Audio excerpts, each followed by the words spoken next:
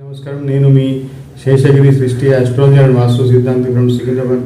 నేను ఈరోజు మీ ముందుకి సింహరాశి జూలై మాసంలో చెప్పబోతున్నాను.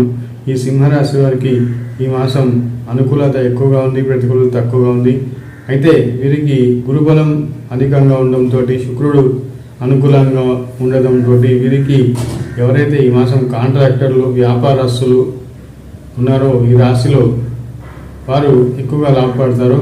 అలాగే రాజకీయ నాయకులకి ప్రమోషన్లు, పదవులు, ప్రభుత్వ ఉద్యోగులకి ప్రమోషన్స్, ఇంక్రిమెంట్స్ వచ్చే అవకాశాలు ఎక్కువగా ఈ మాసం కనిపిస్తున్నాయి.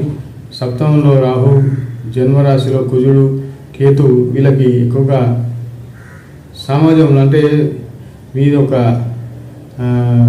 ఎక్కువగా అనవసరం ఇతరులతోటి మిమ్మల్ని గొడవలు పెట్టడం, సామాజికంగా అవమానాలు పాల్గొనడం, ఇతరుల విషయాల్లో లేనిపోని నిందలు తల మీద పడడం, అనవసరమైన టెన్షన్స్, ఇతర విషయాలలో మీకు సంబంధం లేని విషయాలలో మిమ్మల్ని ఇన్వాల్వ్ చేయడం, దానివల్ల మీ మనశ్శాంతిని కోల్పోవడం, ఇలా రకరకాల సమస్యలు ఈ మాసం మిమ్మల్ని వేధిస్తూ ఉంటాయి, పీడిస్తూ ఉంటాయి.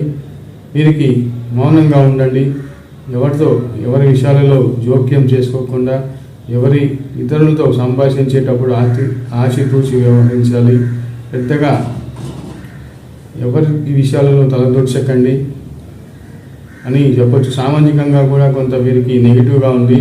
సో రాజకీయ నాయకులకి కొంత ఫస్ట్ హాఫ్ కంటే సెకండ్ హాఫ్ బెటర్గా ఉంటుంది.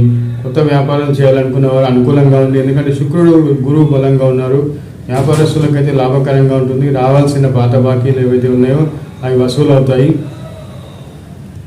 వివాహ ప్రయత్నాల్లో కొంత జాప్యం జరిగే అవకాశం ఉంది. విదేశీయానానికి విద్యార్థులకి చాలా అనుకూలంగా ఉంటుంది. వారు నచ్చిన దేశానికి ఉన్నత విద్యలకై వెళ్ళి త్వరగా వీసాలు రావడం, త్వరగా అక్కడ ప్లేస్మెంట్స్ రావడం, ఇవన్నీ జరిగే అవకాశాలు ఈ మాసం పుష్కలంగా ఉన్నాయి. నా వీడియో మీకు నచ్చినట్టయితే లైక్ చేయండి, సబ్స్క్రైబ్ చేయండి. మరిన్ని వీడియోలతో మీ ముందు ఉంటాను. నమస్తే.